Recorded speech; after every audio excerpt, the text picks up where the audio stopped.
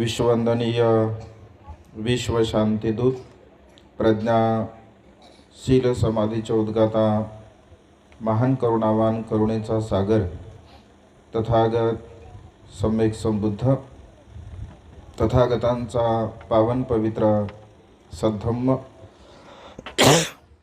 त्या सद्धम्माचा सातत्याने प्रचार आणि प्रसार करणारा सदापूजनीय भिक्खू संघ बुद्ध धम्म आणि संघ या महान तीनरत्नाची आम्हा सर्वांना माहिती करून देणारे आम्हा सर्वांचा आधारस्तंभ भारतीय घटनेचे शिल्पकार बोधिसत्व गुरुपेतंग डॉक्टर बाबासाहेब आंबेडकर क्रांतीमध्ये संपूर्ण जीवन समर्पित करतो।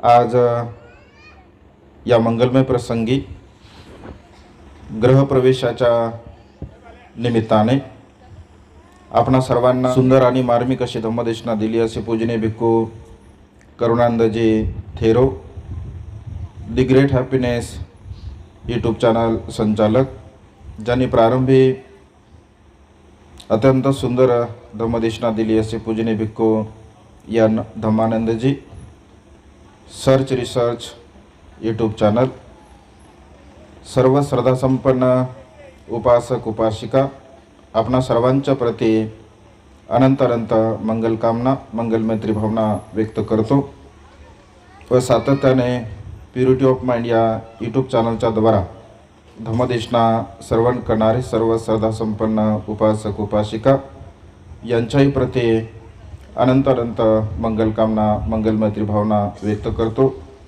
व तुम्हा सर्वांच्या हितासाठी सुखासाठी कल्याणासाठी तथागतांच्या श्रेष्ठ धम्मदेशनेला प्रारंभ करतो। आज या मंगलमय प्रसंगी गृहप्रवेशाच्या निमित्ताने आपण सर्वजण धम्मदेशना श्रवण करण्यासाठी या ठिकाणी उपस्थित आहात। वेणुताई लक्ष्मण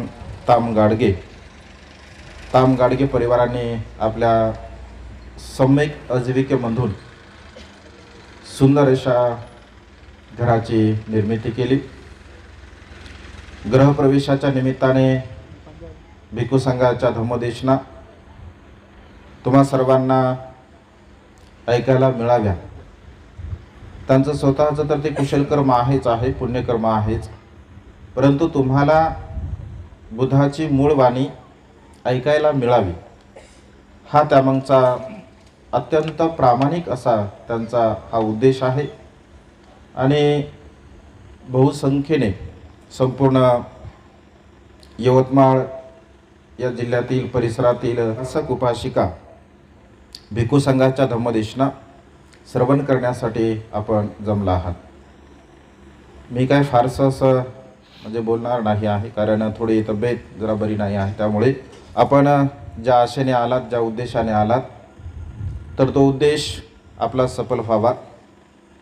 ज्या परिवाराने श्रद्धेने 3 बुद्धपुत्रांना बोलवलं, ज्यांच्या धम्मदेशना श्रवण करण्यासाठी, त्यांचाही उद्देश सफल व्हावा, त्यांचंही दानपुण्य सफल व्हावं, या दृष्टिकोनातून थोडक्यामध्ये धम्मदेशना देणार आहे। तथागतांचा धम्म हा मानवी जीवनाला सुखाच्या मार्गाकडे घेऊन जाण्यासाठी सहाय्यक ठरत असतो। ज्या मनुष्याला असं वाटत असेल की माझं जीवन मी अत्यंत सुखपूर्वक जगलं पाहिजे, माझ्या जीवनामध्ये कोणत्याही प्रकारचं नाही आलं पाहिजे, माझा परिवार अत्यंत सुखी असला पाहिजे, असं ज्यांना वाटतं, तर भगवंत असे म्हणतात की त्या मनुष्याने खऱ्या अर्थाने धम्माला अनुसरून जीवन जगण्याचा प्रयत्न केला पाहिजे। या प्रसंगी 1-2 उदाहरण मी तुम्हाला देणार आहे आणि त्या उदाहरणाच्या द्वारा ही धम्मदेशना करणार आहे। जसं असं म्हटलं आहे की आपल्याला जे सुखपूर्वक जीवन जगण्यासाठी आपली जी चर्या, आपलं जे कर्म आपल्याला सहाय्यक ठरत असते. जशा प्रकारे आपल्या मनाची मानसिकता असेल, जशा प्रकारे आपलं मन असेल, मनातील विचार जशा प्रकारचे असतील, तशा प्रकारे आपण कृती करत असतो, कार्य करत असतो. जसं आपण कार्य करतो, कृती करतो, तसं आपल्याकडून कर्म घडलं जातं. जशा प्रकारचं कर्म होते तशा प्रकारचा परिणाम आपल्याला मिळत असतो. मग ते कर्म जर तुमचं सुखाचं असेल तर सुखाचा परिणाम मिळतो. कर्म जर अकुश असेल, वाईट असेल, दुःखाचं असेल तर तो परिणाम सुद्धा दुःखकारक असतो. आणि त्यामुळे आपण स्वतः म्हणजे असं ठरवलं पाहिजे, स्वतः आपण तसं चिंतन मनन केलं पाहिजे की मला सुख पाहिजे की दुःख पाहिजे. कारण केवळ तुम्हीच ठरवू शकता. धम्मदेशना ही चांगली धम्मदेशना देत असेल, एखाद्या पुस्तकामध्ये कितीही चांगलं तत्वज्ञान असेल धर्मग्रंथामध्ये, आणि आपण त्या तत्वज्ञानाला जर समजून घेत नसेल, त्यानुसार जर जीवन जगत नसेल, तर आपल्याला सुख प्राप्त होऊ शकत नाही. प्रॅक्टिकली तथागतांचा धम्म आहे आणि त्यामुळे प्रॅक्टिकली जर तुम्हाला धम्माचं अनुसरण करता आलं तर तुम्ही सुखाला प्राप्त करू शकता. आजच्या देशनेमध्ये दोन महत्त्वपूर्ण मी सिद्धांत सांगणार आहे, जे की अत्यंत सुखपूर्वक जीवन जगण्यासाठी आपल्याला सहाय्यक ठरणारे आहे. एक तत्व आहे प्रामाणिकपणा आणि दुसरं तत्व आहे स्वाभिमान. प्रामाणिकपणा आणि स्वाभिमान जर आपल्यामध्ये असेल तर आपण सुखपूर्वक जीवन जगू शकतो. प्रामाणिकपणा जर आपल्यामध्ये नसेल आणि स्वाभिमान जर आपल्यामध्ये नसेल तर सुखाच्या अवस्थेला तर आपण प्राप्त होऊ शकत नाही, परंतु आपल्या जीवनाला सुद्धा कोणत्याही प्रकारचं महत्त्व प्राप्त होऊ शकत नाही.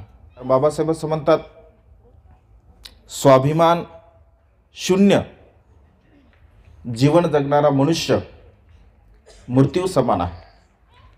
ज्यांच्यामध्ये स्वाभिमान नाही आहे तो मनुष्य अगदी मृत आहे. आणि त्यामुळे स्वाभिमानसुद्धा आपल्यामध्ये असणं अत्यंत गरजेचं आहे. प्रामाणिकपणासुद्धा आपल्यामध्ये असावा. मग तो प्रामाणिकपणा कशा संदर्भामध्ये असावा, कोणत्या संदर्भामध्ये असावा, तर विशेष रूपाने प्रामाणिकपणा आपल्या कर्माच्या संदर्भामध्ये असावा. प्रामाणिकपणा धम्म आचरणाच्या संदर्भामध्ये असावा. प्रामाणिकपणा आपल्या शील पालनाच्या संदर्भामध्ये असावा. प्रामाणिकपणा दान पुण्य कर्म करण्यामध्ये असावा. म्हणजे आपण जे जे काही कर्म करत असतो त्या कर्मामध्ये जर प्रामाणिकपणा असेल, जसं आता तुम्ही इथे सर्वजण बसला आहात, अत्यंत सुंदर अशा धम्मदेशना आपण श्रवण केल्या आणि धम्मदेशना श्रवण करत असताना आपण अत्यंत प्रसन्न आहात. 2 धम्मदेशना झाल्या तरीसुद्धा आपण इथे बसला आहात. उद्देश हाच आहे की तथागतांचा धम्म आपल्याला कळावा, आपल्याला समजावा.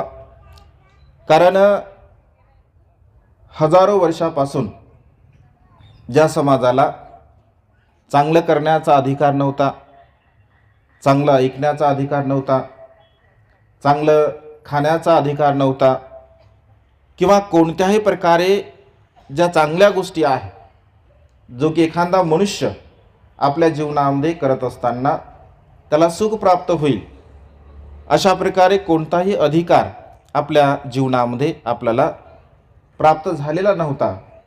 परंतु बाबासाहेबांच्या धम्मक्रांतीमुळे, बाबासाहेबांच्या त्यागामुळे, संघर्षामुळे, परिश्रमामुळे आज आपल्या जीवनामध्ये ही सर्व प्रकारची सुख आपल्याला प्राप्त झालेली आहे. प्रामाणिकपणे ज्या लोकांनी बाबासाहेबांच्या धम्मक्रांतीला समजून घेतलं, प्रामाणिकपणे ज्या लोकांनी बाबासाहेबांनी सांगितलेल्या मार्गाला अनुसरून जीवन जगण्याचा प्रयत्न केला, ते लोक अत्यंत सुखपूर्वक आज घडीला जीवन जगत आहेत. परंतु जे लोक बाबासाहेबांशी प्रामाणिक नाहीत, बाबासाहेबांच्या धम्म चळवळीशी प्रामाणिक नाहीत, तर ते लोक मात्र जरी स्वतःला धनवान समजत असतील, स्वतःला श्रीमंत समजत असतील, स्वतःला वेगळं समजत असतील, तरीसुद्धा मात्र त्यांच्या जीवनामध्ये खऱ्या अर्थाने ज्याला सुख असं म्हटलं जातं ते सुख त्यांच्या जीवनामध्ये कधीही प्राप्त होऊ शकत नाही. वेगवेगळ्या प्रकारचे दुःख मनुष्याच्या जीवनामध्ये निर्माण होत असतात, परंतु प्रामाणिकपणे जीवन जगणारा मनुष्य त्याला मानसिक समाधान प्राप्त होत असते. स्वाभिमान मनुष्याला मानसिक समाधान प्राप्त होत असते आणि आपण जे काही जीवन जगतो ते जीवन मानसिक समाधान मला प्राप्त व्हावं, माझं मन नेहमी प्रसन्न असावं, नेहमी आनंदी असावं, माझ्या मनाला नेहमी सुख लाभावं, यासाठी मनुष्य सातत्याने धडपड करत असतो आणि स्वाभिमानपूर्ण जीवन जगण्याचा तो प्रयत्न करत असतो. स्वाभिमान शून्य जर मनुष्य असेल तर त्याला सन्मान प्राप्त होत नाही, त्याला इज्जत मिळत नाही, त्याला कोणीही चांगलं सुद्धा म्हणत नाही. बाबासाहेब उदाहरण देत असताना स्वाभिमान कसा असावा या संदर्भामध्ये बाबासाहेब उदाहरण देतात. जसं बाबासाहेब असं म्हणतात, दोन स्त्रिया आहेत. एक स्त्री अकुशल कर्म करणारी आहे, वाईट कर्म करणारी आहे, पाप कर्म करणारी आहे, आपला शरीर देह विक्री करून आपली उपजीविका करणारी आहे.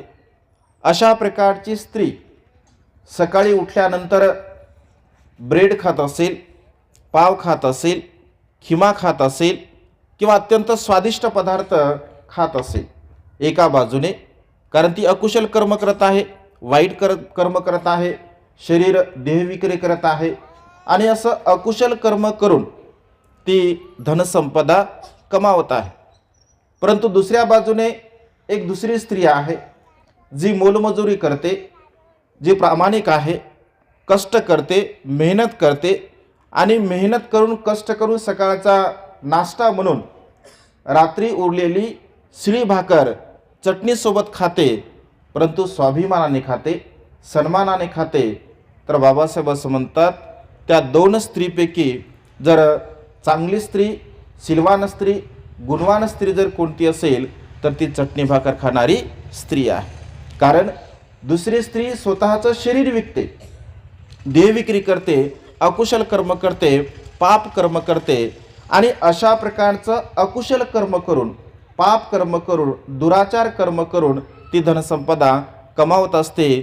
तिला समाजामध्ये इज्जत राहत नाही, तिच्यामध्ये स्वाभिमान राहत नाही आणि तिला कुठल्याही प्रकारे कुठेही सन्मान प्राप्त होत नाही.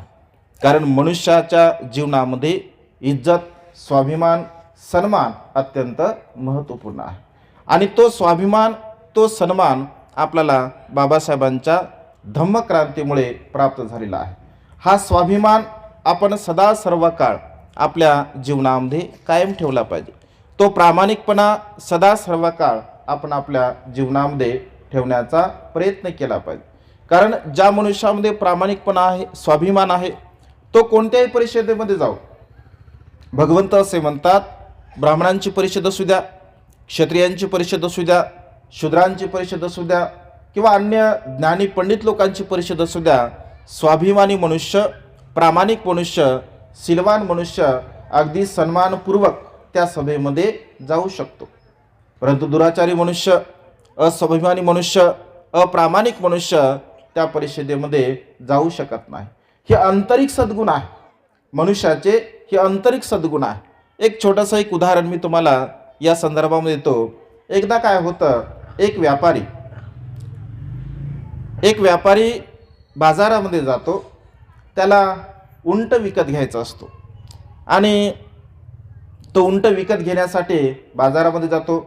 आपल्या सेवकाला सोबत घेऊन जातो आणि बऱ्याच वेळाच्या अंती एका उंटाला तो खरेदी करत असतो.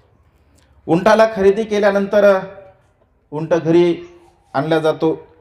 जी काही किंमत ठरलेली असते ती किंमत त्याला दिल्या गेलेली असते आणि उंट घरी आल्यानंतर तो सेवकाला सांगतो की हे उंटाचे जी खोळ आहे, म्हणजे त्याच्यावरती जे टाकलेलं त्याचा जो कपडा आहे, त्याची खोळ आहे, बसण्याचं जे काही आसन आहे, त्या आसनाला जरा स्वच्छ करायचं आहे.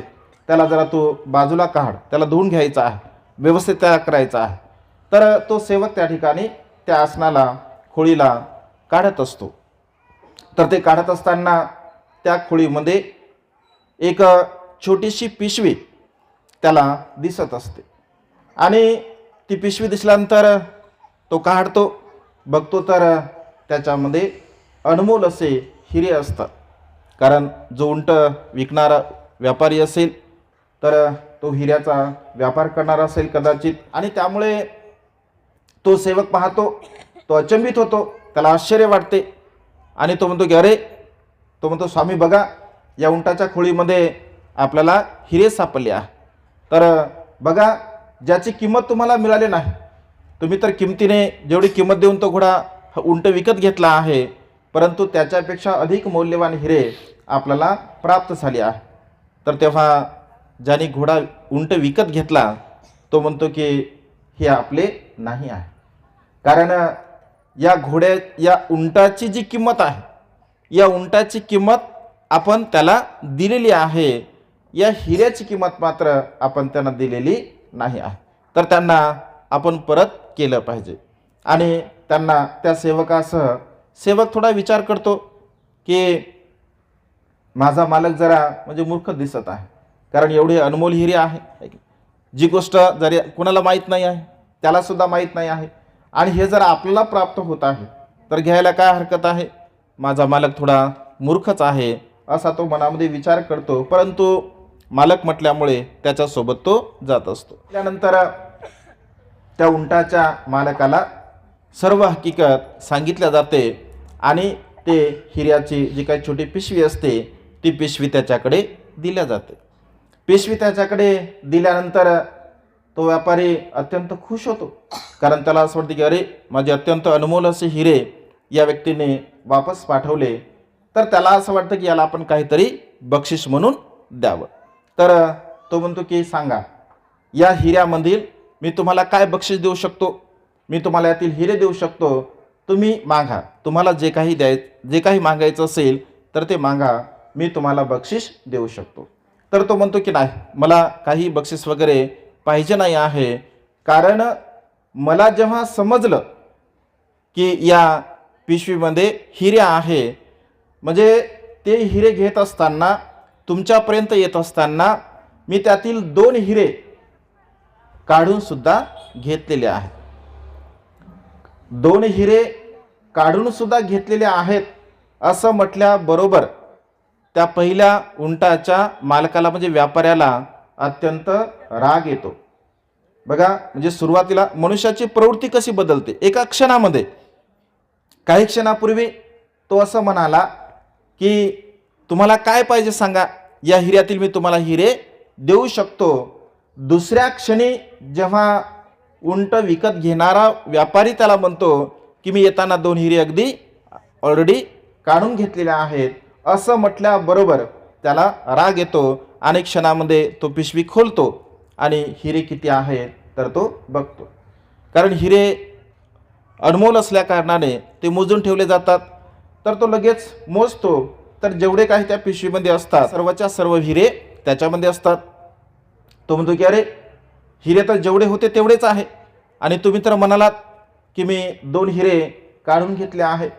तेव्हा तो जो उंट विकत घेणारा जो व्यापारी असतो तो स्मित हास्य करतो, म्हणजे हसतो आणि स्मित हास्य करून तो म्हणतो की मी खरोखरच 2 हिरे घेतलेले आहे. कोणते 2 हिरे? एक प्रामाणिकपणा आणि दुसरा स्वाभिमान. कारण मी प्रामाणिक आहे. जेव्हा ही हिरे मला माझ्या सेवकाने सांगितले, जर माझ्या मनामध्ये जर लोभ उत्पन्न झाला असता, अप्रामाणिक भाव जर माझ्यामध्ये उत्पन्न झाला असता, तर ते सर्वच्या सर्व हिरे माझे झाले असते. परंतु माझ्यामध्ये त्या हिऱ्याकडे बघून कोणत्याही प्रकारचा लोभ उत्पन्न झालेला नाही आहे. मी जो अप्रामाणिकपणा हा जो सद्गुण धारण केलेला आहे, तर त्या प्रामाणिकपणाच्या सद्गुणाच्या द्वारा मी अप्रामाणिकपणे जीवन जगू शकत नाही आहे. आणि त्यामुळे प्रामाणिकपणा हा सद्गुण माझ्यामध्ये असल्यामुळे या हिऱ्याला मी परत केला. दुसरा सद्गुण माझ्यामध्ये स्वाभिमान आहे. मी कुणाचंही फुकट घेत नाही. मी परिश्रमाने, मेहनतीने, घाम गाळून, कष्टाने जेवढं काही मला प्राप्त होतं तेवढं मी घेण्याचा प्रयत्न करतो. आणि त्यामुळे मी 2 हिरे, हा अनमोल हिऱ्याला बघितल्याबरोबर मी 2 हिरे स्वीकार केले आहे. मनुष्याच्या जीवनामध्ये असे अनेक प्रसंग येत असतात, परंतु प्रामाणिक जर मनुष्य असेल, स्वाभिमानी जर मनुष्य असेल, तर तो कधीही अशा प्रकारच्या गोष्टींना बळी पडत नाही. कारण बाबासाहेब असं म्हणतात, स्वाभिमान अत्यंत महत्त्वपूर्ण आहे. प्रामाणिकपणा आपल्या मनामध्ये अत्यंत महत्त्वपूर्ण आहे. दुसऱ्याच्या महालामध्ये राहण्यापेक्षा स्वतःच्या झोपडीमध्ये राहावं. बाबासाहेब असं म्हणतात, दुसऱ्यांच्या महालामध्ये राहण्यापेक्षा स्वतःच्या झोपडीमध्ये आपण राहावं, कारण ती आपली स्वतःची आहे. दुसऱ्याच्या महालामध्ये जर आपण राहत असेल तर तिथे स्वाभिमान आपला हिरावून जाऊ शकतो, स्वाभिमान आपल्याला प्राप्त होत नाही. समाज बांधवांचं जेव्हा आम्ही चिंतन मनन करतो, अनेक गावामध्ये, खेड्यामध्ये आम्ही जात असतो, तर बहुतांश ठिकाणी किंवा बहुतांश वेळेमध्ये मनुष्य जीवन जगत असताना किंवा अनेक लोक, अनेक आपले बांधव बाबासाहेबांच्या प्रती जो स्वाभिमान आहे, बाबासाहेबांच्या प्रती जो आपला प्रामाणिकपणा आहे, तर तो प्रामाणिकपणा अनेक ठिकाणी अनेक लोक म्हणजे गमावून बसलेले आहे. स्वाभिमानसुद्धा गमावून बसलेले आहेत, प्रामाणिकपणासुद्धा गमावून बसलेले आहे. जसं उदाहरण जर म्हणून घ्यायचं असेल, उदाहरण म्हणून घ्यायचं असेल, जसं निवडणुका आहे, जे स्वाभिमान आणि प्रामाणिकपणा कसा गहाण ठेवला जातो बघा. जसं निवडणुका आहे, निवडणुका जेव्हा येतात, आता येणारच आहेत, आणि याच्या अगोदर सुद्धा होऊन गेल्या. जसं निवडणुका आल्यानंतर अनेक लोक प्रलोभन देतात, की आम्हाला तुम्ही मतं द्या. आणि मतं देत असताना मग ठरवलं जातं, जसा एखादा एजंट चांगला शब्द आहे, जरा दलाल म्हणू आपण, तो दलाल जरा जास्त लागू पडतो शब्द. मग त्या नगरातला एखादा दलाल तयार होतो आणि त्यांच्याकडे ठरवलं जातं की बा किती मतं आहे, 500 मतं आहे, 1000 मतं आहे. म्हणजे स्वाभिमान कसा गहाण ठेवला जातो बघा. 1000 मतं आहे, 2000 मतं आहे, आणि त्यानुसार मग ठरलं जातं एक 500 रुपयाचं मत किंवा 1000चं मत, 2000चं मत, जास्तीत जास्त 1000 किंवा 2000 रुपये. 2000मध्ये 5 वर्ष तुम्ही तुमचा स्वाभिमान गहाण ठेवता, तुमचा प्रामाणिकपणा तुम्ही गहाण ठेवता. जर त्याची क्वांटिटी जर आपण केली असेल, म्हणजे 5 वर्षाला त्याचा भागाकार केला आपण, 5 वर्षाचे दिवस, तर किती येईल आपल्या वाट्याला? खरंच आपल्याला 500 रुपयामध्ये 1000 रुपयामध्ये सर्व काही आपलं होते का किंवा होऊ शकते का? होऊ शकत नाही. तरीसुद्धा आपण स्वाभिमान शून्य झाल्या कारणाने, स्वाभिमान आपण गहाण ठेवल्या कारणाने अनेक लोक अशा प्रकारचं जीवन जगतात. आपला तरुण वर्ग तर तसं म्हणू नाही, पण सत्यता आहे, तुम्हाला सुद्धा सर्वांना माहीत आहे. अगदी दारूसाठी सुद्धा स्वाभिमान म्हणजे गहाण ठेवला जातो, किंवा पार्ट्या करण्यासाठी स्वाभिमान गहाण ठेवला जातो. अगदी अनमोल असं बाबासाहेब असं म्हणतात, जेव्हा निवडणूक म्हणजे सभेमध्ये एक व्यक्ती एक मत हा कायदा जेव्हा म्हणजे पारित केला गेला, तर कृपलानी नावाचे जे सदग्रस्त असतात, बाबासाहेब अत्यंत प्रसन्न असतात, अत्यंत आनंदी असतात. आणि जेव्हा त्या दालनातून बाबासाहेब बाहेर निघतात, बाबासाहेब बाहेर निघाल्यानंतर ते प्रसन्न असतात, आनंदी असतात. हा कृपलानी नावाचा सदग्रस्त बाबासाहेबांना म्हणतो की डॉक्टर बी आर आंबेडकर, तुम्ही खूप प्रसन्न दिसत आहात, खूप आनंदी दिसत आहात, तुमका काय कारण आहे? तर बाबासाहेब असं म्हणतात, याच्यापूर्वी राजा राणीच्या पोटी जन्मास येत असे, जे राणीच्या पोटी जन्माला पुत्र राजा बनत असे परंपरागत, परंतु मी असा कायदा केला की आता राणीच्या पोटी राजा जन्मास येणार नाही. तर राजा हा मतपेटीमधून मताच्या द्वारा, एक व्यक्ती एक मत या द्वारा तो राजा निवडला जाईल. तेव्हा तो सदग्रस्त म्हणतो की जर असं असेल तर तुमचं जे प्रसन्नता आहे, तुमचा जो आनंद आहे, हा आनंद आणि ही प्रसन्नता अधिक काळ काही टिकणार नाही. का टिकणार नाही? कारण तुमचे लोक अत्यंत लोभी आहे, आणि तुमच्या अत्यंत या लोभी लोकांना आम्ही विकत घेऊ, त्यांचे मतं विकत घेऊ, आणि आम्ही मात्र शेवटी राजे बनू. बाबासाहेबांचं हे जे वचन, त्या व्यक्तीचं जे वचन आहे, आज घडीला 100% सत्य होताना आपल्याला पाहायला मिळत आहे. कारण मतं विकत घेतली जातात, आणि मतं विकत घेतल्यामुळे आता हा विषय थोडासा वेगळा आहे, गंभीर आहे, परंतु स्वाभिमान आपण कशा प्रकारे गहाण ठेवत असतो, आणि त्यामुळे स्वाभिमान आपल्यामध्ये असणं अत्यंत गरजेचं आहे. आता 14 एप्रिलला सुद्धा अनेक लोक जे आपले मुलं कधी विहारामध्ये येत नाहीत, कधी धार्मिक कार्यक्रमामध्ये जमत नाहीत, कधी कोणत्या कार्यक्रमामध्ये सहभाग घेत नाहीत, परंतु 14 एप्रिल जेव्हा येते तर तेव्हा मात्र त्यांच्यामध्ये उत्साह संचारतो, आणि त्यांना असं वाटतं की आमच्यासारखं बाबासाहेबांना कोणीच मानत नाही. आम्ही जसं बाबासाहेबांना मानतो तसं कोणीही मानत नाही. आम्ही जशी जयंती साजरी करतो तशी कोणी जयंती साजरी करत नाही. लाखो रुपये बाबासाहेबांच्या जयंतीच्या निमित्ताने जमा केले जातात, बळजबरीने सुद्धा जमा केले जातात, गाड्या रस्त्यावरती अडवून सुद्धा, हा अनुभव आहे, हे सत्य आहे गोष्ट. अगदी गाड्या अनेक लोकांच्या सुद्धा वर्गणी मागितली जाते, पैसा जमा केला जातो. लाखो रुपये बाबासाहेबांच्या जयंतीवरती एका नगरामध्ये त्या ठिकाणी खर्च केला जातो. डीजे लावला जातो, जो डीजे एरवी आपल्याला 5,000मध्ये 10,000ला मिळतो, तोच डीजे जयंतीच्या दिनी आपल्याला 50,000ला 1,00,000ला मिळत असतो. डीजे कोणाचे असतात? अन्य लोकांचे. आणि आपण आपल्या मेहनतीचा पैसा इतरांना उत्साह करावा, आनंद करावा, निश्चितपणे करावा, परंतु तो आनंद साजरा करत असताना आम्ही जेव्हा रॅलीमध्ये राहतो, विशेष रूपाने आम्ही वर्षभर फिरतो, परंतु जयंतीच्या निमित्ताने नगरामध्ये कार्यक्रम आम्ही करत असतो. तर नगरामध्ये सुद्धा आम्ही फिरतो, मध्ये सुद्धा आम्ही जातो, अन्य नगरामध्ये सुद्धा. तर नाचणाऱ्यापैकी 90% आपले मुलं, नाचणाऱ्यापैकी 90% आपले मुलं हे दारू पिऊन असतात, व्यसनेमध्ये असतात.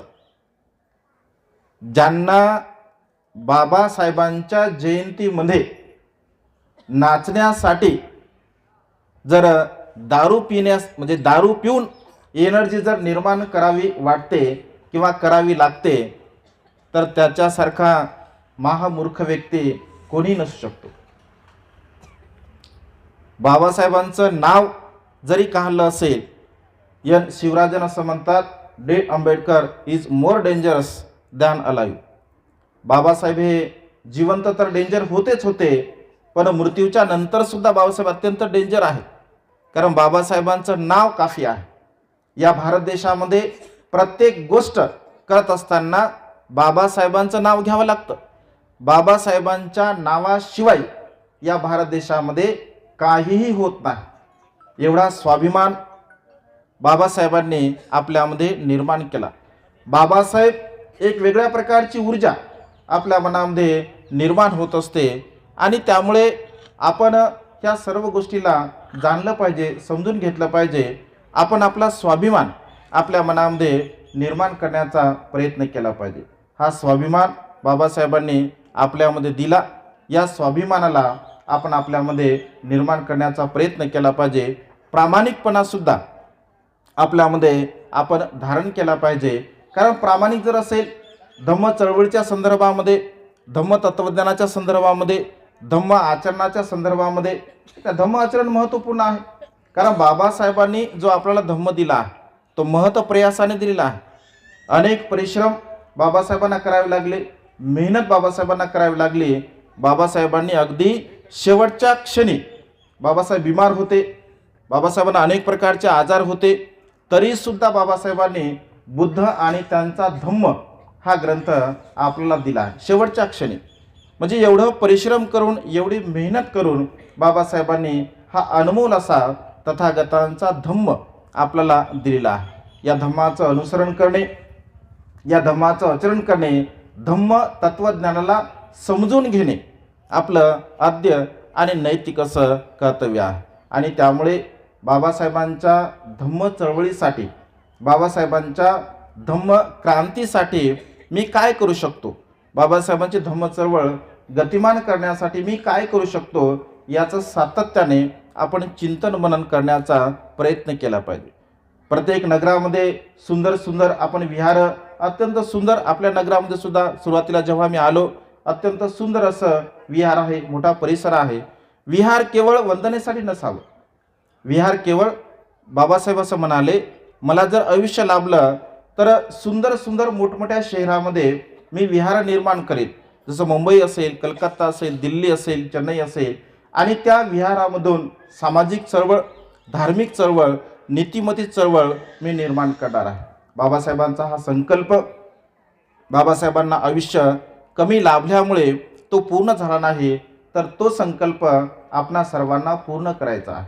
विहार तर निर्माण करावेच आपण, परंतु विहारामध्ये म्हणजे सर्व प्रकारच्या सुविधा असाव्या. विहारामध्ये आपण लायब्ररी निर्माण केली पाहिजे, विहारामध्ये आपण अभ्यासिका निर्माण केली पाहिजे. कारण येणाऱ्या काळामध्ये म्हणजे आपल्या मुलांना चांगल्या प्रकारचं जर आपल्याला घडवायचं असेल, त्याला जर ज्ञानी बनवायचं असेल, त्याला जर विद्वान बनवायचं असेल, तर ह्या गोष्टी अत्यंत महत्त्वपूर्ण आहे. सुंदर सुंदर विहाराची निर्मिती करणं, सुंदर सुंदर लायब्ररीची, अभ्यासिकांची निर्मिती करणं, जयंतीसाठी जो पैसा आपण खर्च करतो, तर त्या खर्चामधून सुद्धा सामाजिक उपक्रम आम्ही निर्माण केले पाहिजे आणि ते निर्माण आपण करू शकतो. हे मी यासाठी सांगत आहे की आम्ही स्वतः निर्माण केलं, आम्ही करत आहोत. जिथे आम्ही राहतो तिथे प्रत्येक कार्यक्रमामधून उरलेला जो पैसा आहे, त्या पैशाच्या द्वारा सुंदर विहार आम्ही निर्माण केलं. आता आम्ही लायब्ररीचं 1800 स्क्वेअर फूटमध्ये आमच्या विहारामध्ये आम्ही लायब्ररी निर्माण करत आहोत. 84,000 धम्मस्कंद भगवंताचा जो उपदेश आहे, 84,000 पुस्तकं त्या लायब्ररीमध्ये असावे असा आमचा संकल्प आहे. एक व्यक्ती एक पुस्तक, म्हणजे प्रत्येक व्यक्तीने घरामध्ये जर 5 व्यक्ती असतील तर त्यांनी 5 पुस्तकं दान करावे. एका व्यक्तीने एक पुस्तक किमान दान करावं, अशा प्रकारचा आम्ही संकल्प केला. अनेक महाराष्ट्रामधून लोक तिथे पुस्तकं देण्यासाठी तयार आहे. आम्ही अशा प्रकारचं काम करत आहोत आणि त्यामुळे आपण सुद्धा आपल्या विहारामध्ये समाजाच्या हिताचे, समाजाच्या उपयोगाचे जे काही प्रोग्राम्स असतात त्यांना राबवण्याचा प्रयत्न केला पाहिजे. विहार केवळ वंदना घेण्यापुरतं विहार केवळ परित्राण घेण्यापुरतं मर्यादित आपण ठेवता कामा नये, तर विहारामधून धम्म चळवळ, विहारामधून सामाजिक चळवळ, विहारामधून राजकीय चळवळ ही गतिमान झाली पाहिजे. आणि त्यासाठी आपण प्रामाणिकपणा जर बाबासाहेबांच्या धम्म चळवळीसाठी आपण ठेवला, आपला स्वाभिमान जर आपण आपल्यामध्ये निर्माण केला, तर नक्कीच हे बाबासाहेबांचं महान आणि असीम असं कार्य आपण आपल्या जीवनामध्ये करू शकतो. आणि त्यामुळे सातत्याने आपण विहारामध्ये जावं, सातत्याने आपण वंदना करावी, सातत्याने आपण धम्म आचरण करावं. वेळोवेळी धम्माचं आचरण अशा प्रकारचं जर आपण करत असेल, तर निश्चितपणे आपण सुद्धा अत्यंत सुखपूर्वक आणि अत्यंत चांगल्या प्रकारचं जीवन जगू शकतो. आज या मंगलमय प्रसंगी ताम गाडगे परिवाराने जे काही गृहप्रवेश केला, या गृहप्रवेशाच्या निमित्ताने तुम्हा सर्वांना धम्मदेशना श्रवण करायला मिळावे, हा अत्यंत प्रामाणिक उद्देश त्यांनी आपल्या मनामध्ये ठेवला आणि 3 बुद्धपुत्रांना आपल्या या गावामध्ये बोलवलेलं आहे. आपण निश्चितपणे अत्यंत पुण्यवान आहात. महान पुण्य आज आपण संपादन केलं आहे. भिक्खू संघाच्या धम्मदेशना आपण श्रवण केल्या आणि त्यामुळे माझ्या देशनेमध्ये मी एवढंच सांगेल की बाबासाहेबांनी सांगितलेला जो प्रामाणिकपणा आहे, तो प्रामाणिकपणा आपल्या स्वतःप्रती, धम्म आचरणाच्या प्रती आपण ठेवला पाहिजे. यज्ञयाग असेल, बुवाबाजी असेल, अन्य प्रकारचे जे काही अकुशल मार्ग असतील, त्या मार्गाचं न आचरण करता केवळ तथागतांच्या शुद्ध आणि पवित्र धम्माचं प्रामाणिकपणे आपण आचरण करावं.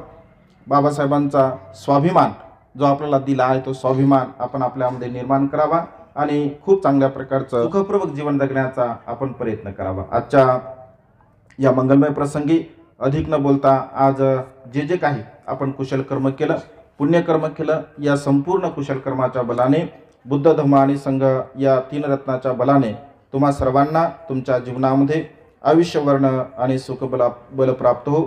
तुम्हा सर्वांच्या इच्छित आणि पार्थित मनोकामना ढगातून मुक्त झालेला शीतल चंद्रमाप्रमाणे पूर्णत्वात जाऊ, अशा प्रकारची मंगलमय आणि उदात्त कामना या ठिकाणी व्यक्त करून ही धम्मदेशना संपन्न करतो. सर्वांचं मंगल हो, सर्वांचं कल्याण हो, सर्वांना दीर्घायुष्य लाभो.